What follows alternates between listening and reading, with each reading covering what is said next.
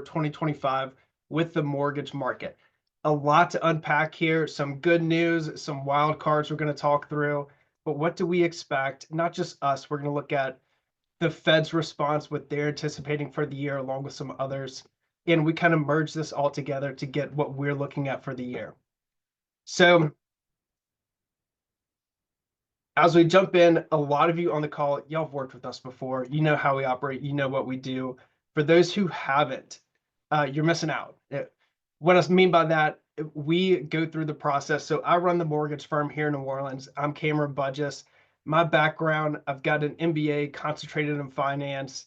I've been in the lending world for years at this point. And, one of the things I like to point out, we're going to rush through some of these front slides. All my contact info is there. But one of the things that I love to point out when we're looking at reviews, that speaks volumes to kind of how we operate in our market. We say we do not accept anything under 5 stars. There are people in the world, for some reason, they will not give a 5-star rating. The 4.6s, the 4.8s kill me.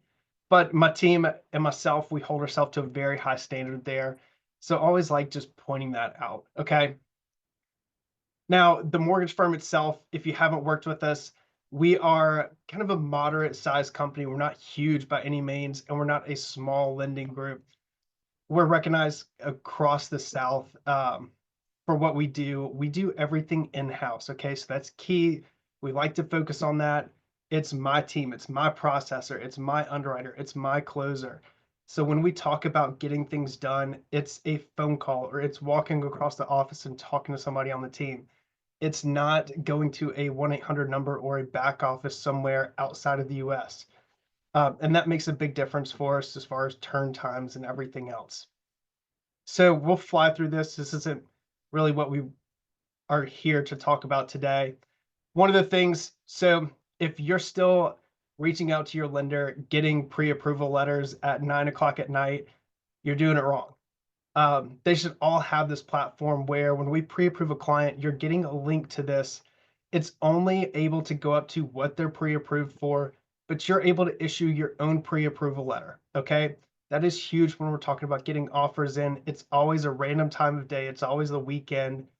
So know that you've got that option when you work with us, updating pre-approval letters. It's super easy, super simple to do.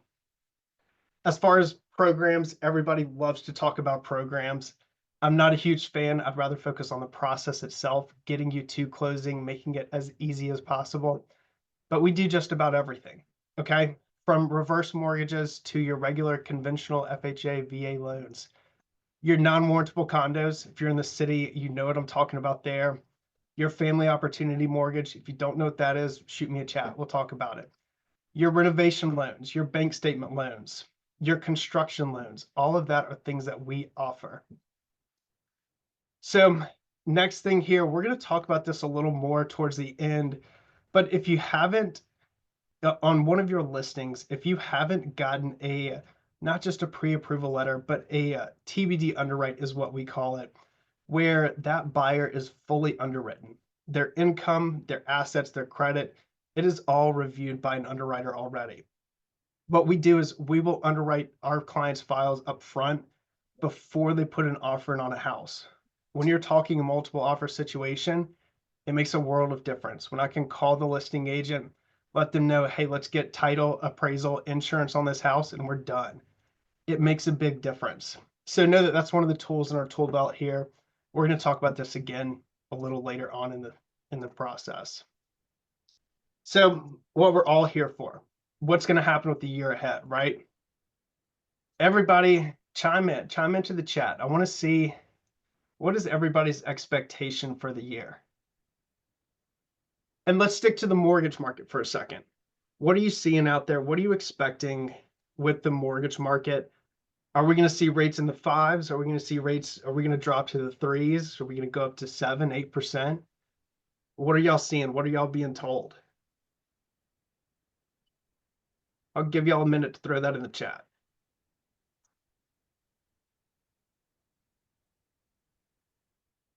Kathy, I like it. You're optimistic.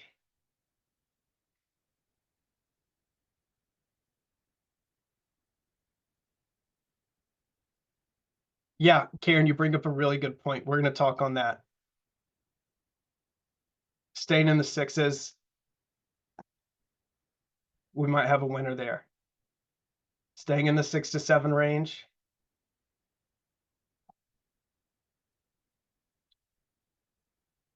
High five, low sixes. Amanda's cheating. We talked about this 2 days ago, 3 days ago. So, all right, when we look at the year ahead, I always say this, I say this last year, rates are like the weather, right? They're going to go higher, they're going to go lower, they're going to possibly stay the same. It's hard to say exactly what's going to happen. That's my preface for this whole presentation, right? But in reality, there are some things that we can dig into to give us a really good idea of what to expect. Now, before we look at 2025, let's look back at 2024. Looking at our forecast last year, looking at what happened in the market. If you don't know who CoreLogic is, think of them, they're the gold standard when it comes to housing data. Between reports on appreciation, between mortgage reports, everything housing related. Now they're nationwide. We have to take that into account. But they said it best for last year that in 2024, it was really anything but predictable, right?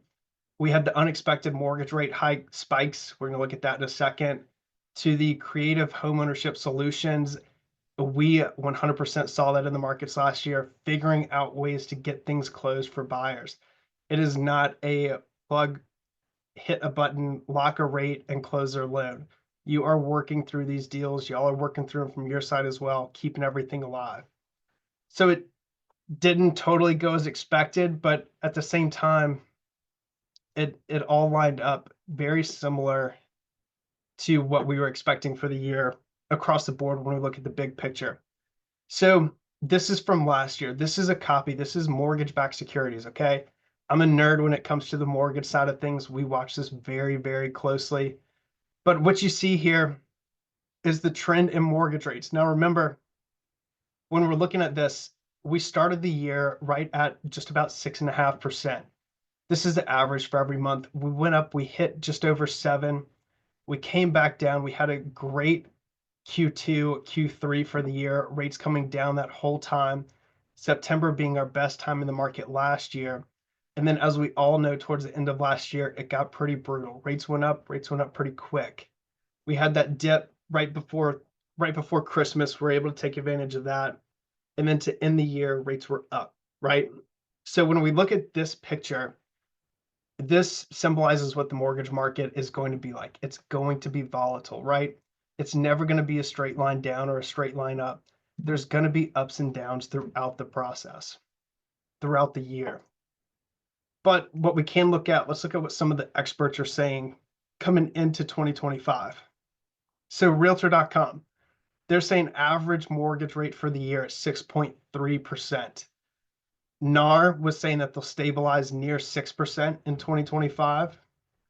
You've got the Mortgage Bankers Association, where I have to pay my money, staying above 6.3% in 2025, gradually sliding down. They were saying from 6.6, this was at the end of last year, rates went higher. And at the beginning of 2025, getting down to 6.3% throughout 2026. So they're saying a gradual slide downward in the markets on mortgage rates. And then Fannie Mae has a pretty keen eye on this, where they're saying it's going to decline modestly, but remain above 6%. And note even their last bit here, likely bouts of volatility. So when we're looking at our expectations for the year, everybody is generally thinking the same thing. Rates gradually coming down through the year and stabilizing somewhere in that low 6% range. We're going to talk about why. We're going to talk about why that might end up being a little different for the year. So when we break down what we're looking at on the back end, and this is good for y'all to know when we're having conversations with clients, trying to look at what the market's going to be doing, really there are two things we can focus on with mortgage rates. We can look at inflation and inflation reports, and we can look at employment and unemployment rates. Those are the two key drivers for this year. So what I have on the screen here is what we're looking at for inflation for the year. Now, core PCE, this is the Fed's favorite measure of inflation. This is what they watch the closest when it comes to inflation numbers, okay? So right now, we're at 2.8% year over year. We have the November numbers, the latest number we have out, at 2.8%, right? So every year they're saying inflation is going up 2.8% on a year over year basis. We are thinking that is currently overstated. The way that the Fed measures this is a little outdated. We can say that we've seen this for years at this point. And the reason I say that, when we're looking at what makes up the PCE, so that's the personal consumption expenditure, the nerd side of me there, the inflation that the Fed's looking at, when they're looking at their breakdown of how they get this number, they're looking at shelter cost as a big portion of that. That's 18% of this number. They're saying that shelter pricing, so that's home prices and that's rents, are currently going up 4.8% year over year. That's a big number. Is anybody seeing home prices and rent prices escalating 4.8% year over year in this market? Probably not. So what we try to look at, okay, what are the real numbers here?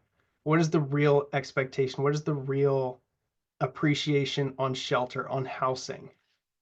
We go to CoreLogic for that. That's where they're saying it's currently at about 1.7% year over year. That's CoreLogic's reading on housing inflation versus what the Fed's looking at 4.8%. So what we're seeing here, easy math, the current amount is drastically overstated when looking at these inflation reports. Now, that's what the Fed watches, so that's what the market reacts to. But we're saying this is overstated on all the inflation reports we have coming in. If we were to do just with the CoreLogic, with what we say is the more right inflation reading on housing, inflation overall would currently be at about 2.3%, very close to the Fed's 2% mark that they try to hit month over month, year over year. So why this really matters, why we're looking at this, this is a breakdown. These are the inflation reports every month that come out, okay? So I have it from the beginning of 2023 to our last report that came out in November. That came out in December for November. What we see here, inflation has 100% come down, right? We all know that, we all feel that. It's still going up, it's just going up at a slower pace than it was previously. So why this graph matters. This is where we start getting into what to expect for this year. This is where things get key. So what the way that the Fed measures this, it's a 12-month rolling average. So they're averaging in each report from the past 12 months and using that average number as the monthly reading. So what we're about to do, once we get the January report, that's going to give us December numbers. So we're going to be replacing the December number from 2023, right? And then in February, we get this January replacement. You'll see January of 2024 was the highest inflation number for the year. Replacing this number means replacing this with a low number means we're getting a pretty good drop in inflation readings, right? So this is going to be key moving into this year. We're going to have some key dates closer to the end. We're watching for, this is the end of February. We'll get the January coming in. We'll get the January 2025 numbers coming in, replacing this higher number with a much lower number. That is going to help inflation, right? And the numbers in those inflation reports. Now for the rest of the year, we've got some pretty low numbers. It's going to be tough to make up ground on the inflation side of things here until the August report, right? We've got another spike in inflation from August of 2024. So once we get to September of this year, that's when we can see another good move in those inflation numbers. So really two key dates that we're watching from the inflation side of things, okay? Now breaking that down, just showing you the numbers on it, that January 2024, the shelter cost in that inflation report was just over 0.5%. Now, the overall inflation, the core inflation, was just under 0.5%. These numbers you can see are a lot higher than what we were getting the rest of the year last year. So this is a prime area for us to make up some ground, see some good moves in mortgage rates once these reports come out for January 2025. Again, those come out at the end of February. So we're all on the lookout for this from the inflation side of things, right? Now, we mentioned there are really two things. We're looking at inflation for the year, and we're looking at unemployment for the year. So on the unemployment side of things, what we're looking at here, this is the unemployment rate from the beginning of 2023 to today. Obviously, unemployment has risen. Not a great thing for the economy, good for mortgage rates, right? So when unemployment goes up, interest rates go down. So we've seen there's been a steady rise in unemployment. Have we started to level off here? We need a couple more months of data to really tell. But when we're looking at this, looking from a different angle, we're looking at the amount of time when somebody goes unemployed, how long are they unemployed for? This is where things start to matter. So obviously it has increased through the second half of 2024. You're no longer sitting at 21 weeks of unemployed. You're closer to 7 months. The amount of time you're unemployed is drastically increasing. So it is taking longer to find a job once you hit that unemployment market. So when we look at this is concerning as far as the economy goes and as far as what the Fed is currently predicting. The reason I say that, this is straight from the Fed. So there are 19 members on the Fed. Think of it like the board with the Fed, where they put out their numbers, their expectations for what they expect unemployment to be through the year of 2025. If you remember, we're at 4.2% currently. 14 of those 19 members think that unemployment is going to stay at 4.2 to 4.3% for the year of this year. 5 of those members think it's going to increase a little bit to 4.4, maybe 4.5%. So why this matters, we see unemployment, it's been on a steady increase. More recently, the amount of time those people are unemployed is longer in the markets. So with any rise in unemployment, if we get any increase in unemployment for the year of 2025, it's going to surprise the Fed. This matters because this always into mortgage rates for the year. So if unemployment goes to 4.4% for the year, it surprised 14 members. It surprises a majority of the Fed members. If it goes to 4.6%, which nobody at the Fed is predicting, all 19 members are going to be surprised. When they get surprised, they make changes. They make changes very quickly. So if we see any real increase in unemployment, things at the Fed are going to change, and they're going to change quickly. So we have a big red question mark here on what are they thinking? What are they seeing? They're saying, okay, unemployment has risen dramatically over the past 2 years, but it's done. It's not going to rise anymore. Is that really going to be the case for 2025? Are we going to see employment stay the same and go down, or are we going to see it stay the same or increase? That's the big question going into this year. So let's talk about the Fed funds rate. Right now, the Fed funds rate, remember, this is commercial rates, this overnight borrowing rate between banks. This is not mortgage rates. They're not directly tied, but they have some correlations, right? Right now, it's at 4.375%. These dots here symbolize a Fed member. So of those 19 Fed members, you've got 10 of them saying they're going to drop the Fed funds rate by 0.5% for the year of 2025. That means Fed funds rate going to 3.875 by the end of the year. Remember, they have their meetings throughout the year where they decide, are they going to cut the Fed funds rate? Are they going to keep it the same? Are they going to hike it? Surely they're done with hikes for now, and we're just talking about rate cuts, but something we're looking at.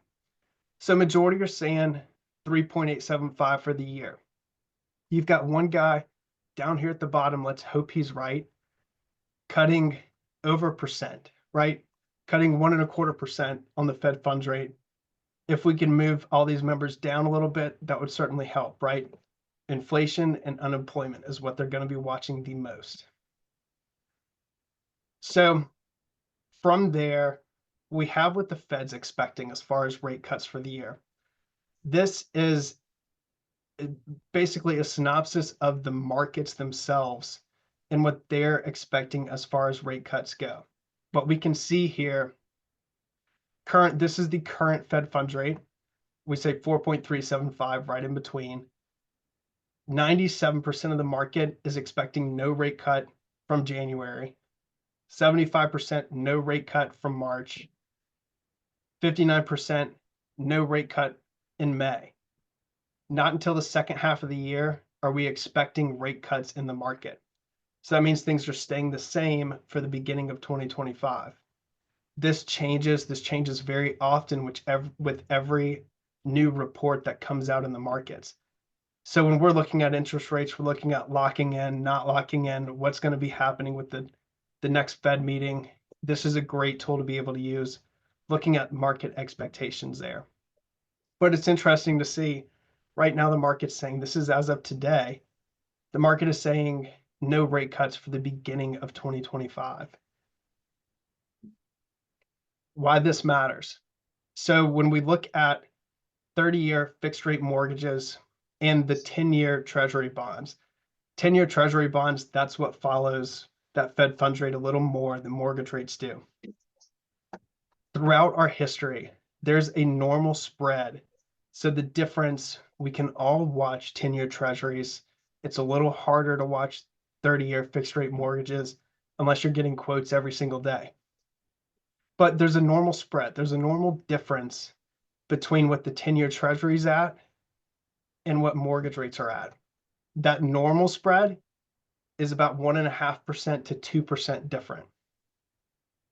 We saw rates were the highest. You had 8% rates there for a week or two, about a week and a half in October 2023. That's where mortgage rates were a lot different than the 10-year treasuries, than that Fed funds rate. We've narrowed that spread between October 2023 and now. That spread should continue to narrow as the market does better, as the economy does better, that spread narrows. I'm sorry, opposite. As the economy does better, yeah, that spread gets better as well. So the spread between, let's say, the Fed funds rate and the 30-year fixed rate mortgages is about 2.5%. As things get better, as we progress through the year of 2025, this spread should continue to decrease. This is what's affecting mortgage rates for the year. Okay. So when we look at this and we look at where the Fed expects their rates to go, they're expecting that 3.875 for the year of 2025. That spread should narrow, right? And that should get 30-year fixed rate mortgages to just over 6%. That's in line with what everybody is expecting. All the experts in the market coming out with their predictions for the year, they're following the Fed. I hope that makes sense to everybody so far. So that's where we're getting that low 6% range from all these different forecasts. The Fed's saying they're going to cut down to 3.875. That spread's going to get a little smaller. And that's going to put mortgage rates just over 6% for the year. Now, the trick here is that unemployment. We talked about it. We showed you how if unemployment raises any from 4.2% from what it's currently at, it's going to surprise members of the Fed. If that happens, if unemployment increases for the year, we could see the Fed cut their rates more than what they're currently predicting. So say they do that, say we cut another 0.25% on rates from the Fed, that spread still narrows the same amount. That's where you're getting below 6% for the year. So it is very likely we could see mortgage rates get below 6%. Now, this is 30-year fixed rate mortgages. Remember, this is conventional markets, your FHA, your VA. Your USDA loans, those rates are always a little bit lower. Keep that in mind when we're talking about rates. But on the conventional side of things, we could see rates get below 6% for the year. Unemployment is going to be the main driver of that. Okay. So we'll go over a full breakdown of rates for the year. Here at the end, I've got a full synopsis for us. Now, the housing market. Y'all are the experts as far as housing goes, right? Y'all know what's happening in the market. You know what buyers are out there. You know what listings are out there. But we look at those numbers too. We want to know, and this is in line with what we saw last year and coming into 2025 so far. The millennial market and the Gen Z market. What we have here, their current percent of ownership, millennials, 45% of millennials own a property. That age range, just so you know, it's 28 years old to 43 years old. At the age of 30, 33% of those millennials owned houses.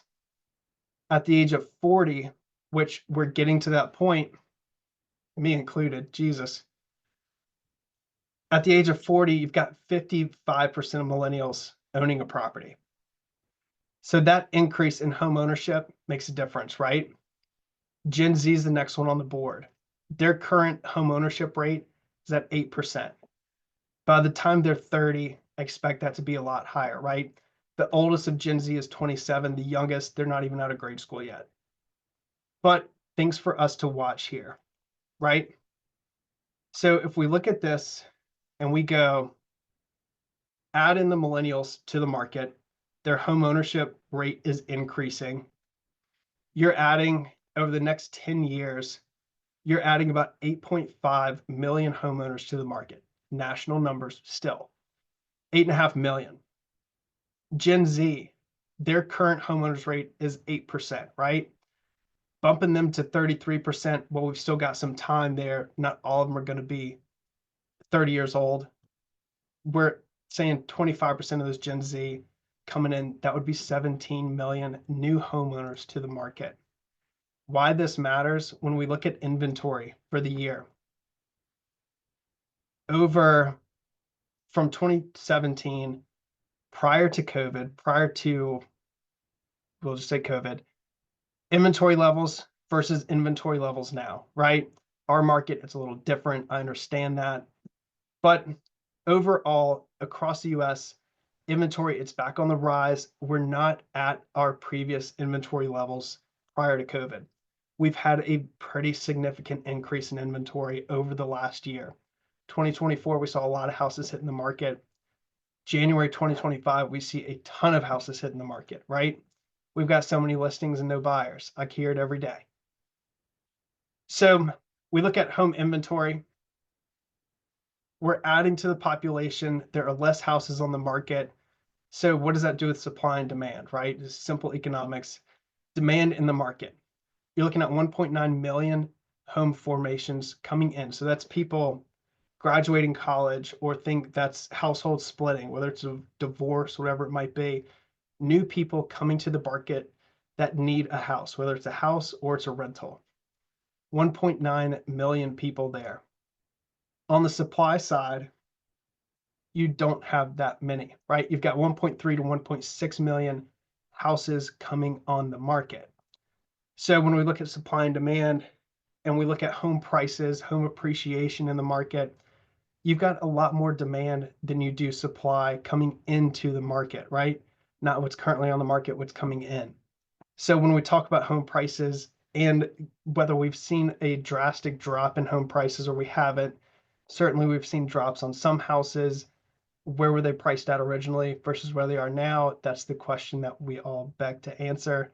Were they priced right from the get-go, or were we pricing it with COVID pricing from 2-3 years ago? So when we look at appreciation for the year of 2025, and this aligns with majority of the experts outside of the mortgage market, you're saying 2025, just over 4% appreciation for the year. 4% is the average. That's supply and demand, increasing it a little bit. And then over the next 5 years, a 30 to 35% increase in home appreciation. Now in 1 year, on a $500,000 house, that's making you about $20,000. Over 5 years, that's making you about $150,000. That's where these numbers start to make sense, right? Whether you're buying a house now, whether you're waiting, a conversation we've been having for over a year. So when we look at our forecast for the year, at housing, at mortgage rates, at what makes up those mortgage rates for the year, we talked about housing just a second ago, that 4.5% price appreciation in the markets, a good year in the housing market.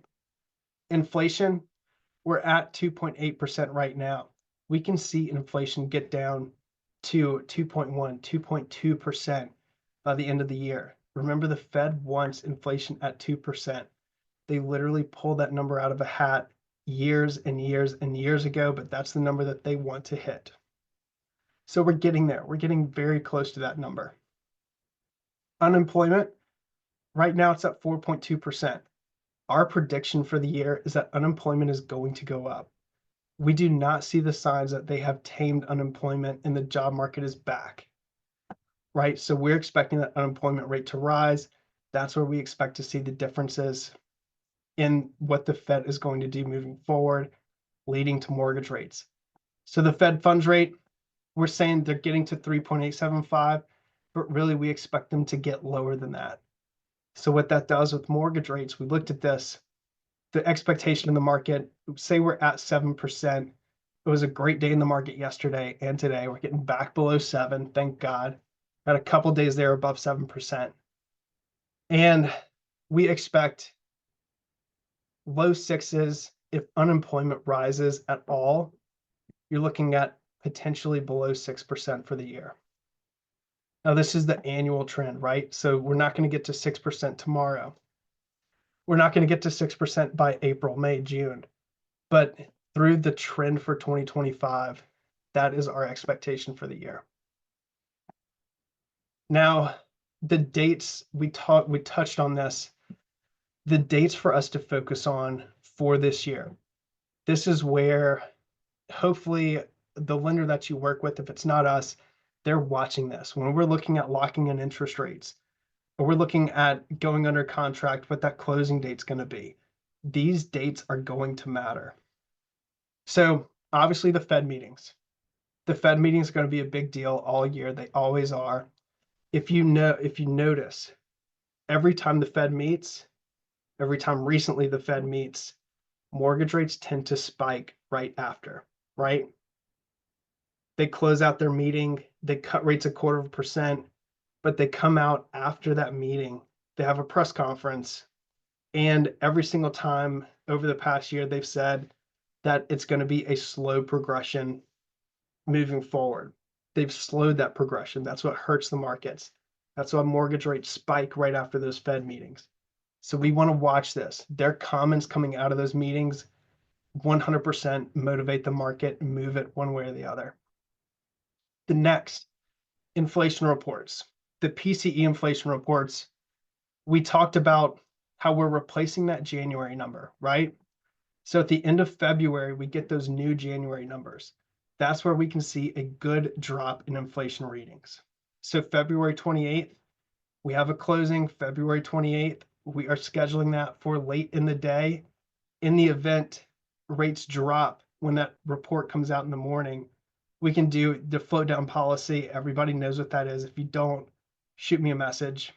But we fully expect that day of closing, if that inflation reading comes in well, the market is going to have good moves. Float down that rate, update the closing disclosure, send it to the title company, and close with happy buyers. The next one there, it's a lot of fluff for the rest of the year with inflation. Remember, we don't have very many high inflation readings to replace until we get later in the year. We're going to be watching that as well. Another time we can replace high numbers in the market with a new lower inflation reading. And this is all because the Fed, they average out over 12 months. They don't just look at the one new month's reading. And then lastly, job reports. So the BLS jobs report, that's the one that everybody goes by. They all have their faults. Those jobs reports make a big difference. So what we can look at, January 10th, If you had buyers in the market who did not lock in interest rates ahead of this, this is where rates spiked. This is where rates hit 7.25 for a day. The jobs report came in stronger than expected.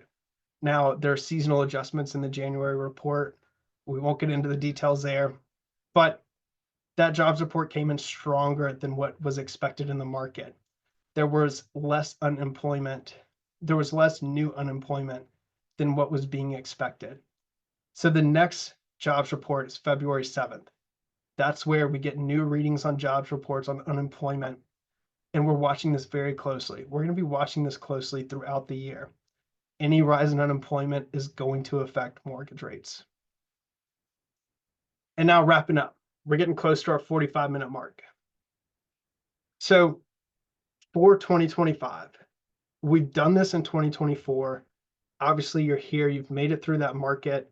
Whether it was a good year for you or a rough year for you, there are things that we can do to make it a great year. Number one, over everything else on this list, there's a reason it's first. From the financing side of things, what we've found, and it's common sense, but it makes sense.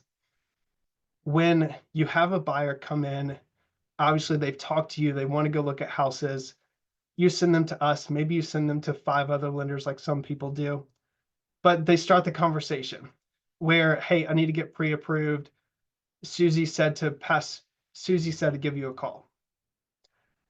In those conversations, if we are not exploring loan options, if we're just taking what they say, plugging it in, giving them, okay, here's the 30-year fixed rate, here's your conventional loan, 5% down, done, they are not super motivated.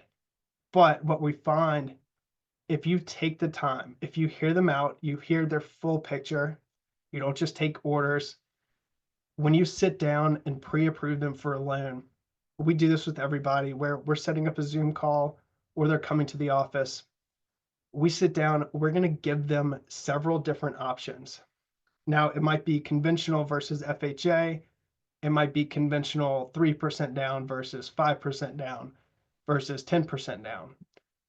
We lay out whatever options we believe would be best for them and let them look at those, weigh them side by side, and let them pick which loan option they want to move forward with. They are 10, 100, 200 times more on board looking at houses, knowing what their financing looks like, than just plugging in, here's your pre-approval, here's your loan details. I was with the group yesterday. We were talking about this where we do this, it's primarily on Zoom, where we're sitting down, we're going through their application, going over these loan options. That way I can literally do this. I can share my screen with them, show them the options side by side, and let them make that decision. One of the things that we can do for this year, the group brought it up yesterday, we can pull that buyer's agent into that Zoom. I think that would be amazing, where you're building that rapport with the customer. It's now a team. It's not just, hey, I'm your realtor. Hey, I'm your lender. It's all of us together right there, putting the options on the table, letting that buyer decide, and then they're gung-ho. They're ready to go. And I think that's where a shift that we're going to make moving forward for this year. I'm seeing some comments in the chat. I think it's going to be a good thing for buyers in our market, where it's just an extra step. It's certainly more time, but it's worth it. So moving into 2025, that's what's going to help keep buyers motivated, letting them know their options, letting them decide, keeping them in the market. Next, I said I was going to talk about this TBD underwrites. If you are not having clients underwritten up front, there aren't very many easy deals in the market, right? We've saw that the past 1.5, maybe 2 years. Buyers are complicated. Buyers have situations over what we had several years ago where you're plugging in, locking them, and closing them 2 weeks later.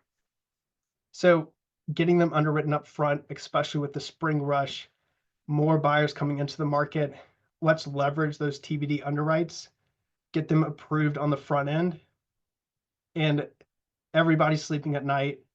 We're leveraging that, getting their offer accepted over others in the market, and moving forward from there. I mentioned at the very beginning, Somebody said expecting rates to stay in the sixes, hoping that's good news. I'm trying to remember what it was. But with rates, without the anticipation of rates dropping dramatically this year, I feel like that is good news in our market. The reason I say that, it'd be great for rates to go to 5, 4%, sure. With no expectation for rates to drop this year, drop considerably, it takes the excuse off the table for buyers to sit and wait for rates to come down. They now have the decision to make, are they going to buy a house or are they not, right? They're not waiting 3 months expecting rates to drop 0.5%. What they are looking at is insurance. Everybody we talk to, one of the questions, I could share my iPad with you. One of the questions we ask when somebody calls in is, what is your main concerns? What are your questions? What are your concerns about this process, about the financing? 90% of the time, insurance is one of their comments. So we started doing this years ago. It's been phenomenal. My insurance agent probably hates me for getting quotes on every single lead. Every single person looking at a house, they're going to look with their agent. But shopping those insurance quotes up front, getting those quotes to know we're not just guessing at what insurance is going to be. If it's a house in Metairie by the lake, is insurance going to come in at $5,000 a year? Is it going to come in at $9,000 a year? That makes a big difference. So getting those insurance quotes, letting them know we're talking to multiple insurance agents, we're getting multiple insurance quotes, we're helping you shop that to make sure you're getting the best loan scenario for you, right? It helps from the financing side, it helps with their monthly payments, helps with their cash to close. So doing that, if you don't have somebody who does that for you, or if you're not doing that yourself with your clients, it would 100% be something that I advise, right? Getting insurance quotes. You need a good insurance agent. I've got a list of a couple we love. They do a great job. They get quotes quickly. Next, creative financing. So that's a very blanket term, right? Just getting creative in general, knowing your underwriting guidelines, it makes a difference. Not only are we looking at conventional loans, FHA, VA, we have the option of doing your non-conventional mortgages. In our market, that's not your banks, that's not your credit unions. It's where we go to brokers in the market, look at bank statement loans, look at investor cash flow loans. Having those options where we're not using tax returns, or we're not looking at their income, we're not looking at their debts. On that investor cash flow loan, as long as the market rents offset the note on the house, they qualify from an income perspective. So having those creative solutions can help get things done. Now, if they've got 600 credit, no money to put down, and are looking for options, that's tough. Not much you can do there. There's no non-conventional mortgage that's going to work in that case. But if they've got 20% down, they've got decent credit, it's something that we can look into. And the last thing, we've been seeing it, surely it depends on the listing, but seller credits, rate buy downs, those are still a thing. When rates hit 7.25, we had somebody go under contract on that day. We look at rates, they panic. We look at rate buy downs, they're good. Now we didn't lock, now we're fine. But having those options and being able to deliver those to the clients, whether it's getting closing costs prepaids down with seller credits, buying down rates, whether it's a permanent buy down or a temporary buy down, those are still available in the market. All good things to talk about. So that is our synopsis for the year. Hopefully y'all got something out of it. What I'm going to do, last screen here, if you feel like there's something that we need to discuss or something we can help you with one-on-one, talk through a scenario, you have questions, that's a link to my calendar. We can schedule a time. I'm happy to sit down, Zoom, phone call. We can go to lunch. We can go grab coffee if you want coffee. But we're here to help, right? It's why we do this call. That's why we're in the market in general, because we're there. We're able to make things happen. So seeing good stuff in the comments. Glad everybody joined. And like I said, y'all need anything through the year, I'll be around. Any questions? Anything from y'all side of things? And you have to take yourself off mute. I muted everybody.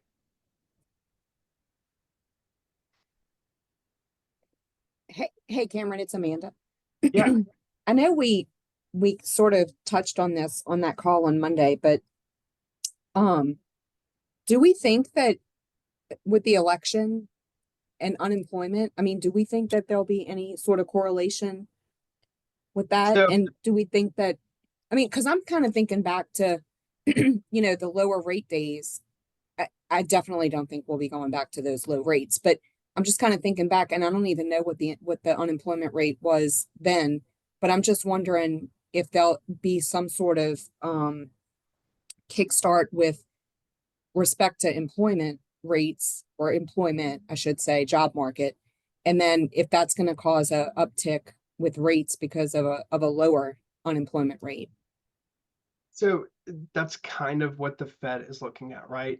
Yeah, They're thinking things are going to turn around in the market and turn around quickly on the employment side. Now, the president coming in and everything associated with that is certainly a wild card, right? We know that. We've experienced that for 4 years. What, 5 years ago, 6 years yeah, ago? yeah, Um, but yeah, so we saw unemployment spike during COVID, right? Got a yeah, lot of people not working. Mortgage rates dropped significantly, yeah, right? So the opposite effect, if you see a booming job market, then yeah, you could see rates stay the same, go up. We don't see that happening. Nobody sees rates going up dramatically from that, right? Nobody expects the job market to boom, right? So certainly wild cards, you've got a lot of wild cards around the presidency in general with the tariffs, the news coming out every single day. That's going to continue for 4 years. yeah, yeah. It's just something we have to watch. We have to be cautious of. You can't predict everything, but the market reacts to comments on Twitter, comments everywhere, right? Mhm. So things that we're watching for. Good question. Great info. Thank you. Thanks. Anybody else? Awesome. We'll let everybody hop off. And like I said, y'all need anything, that's my cell phone number. I'll put it up there. It's in all of our marketing for a reason. I want y'all to have access to me. So Thank you. y'all Bye. take care. Thanks for joining. Talk soon.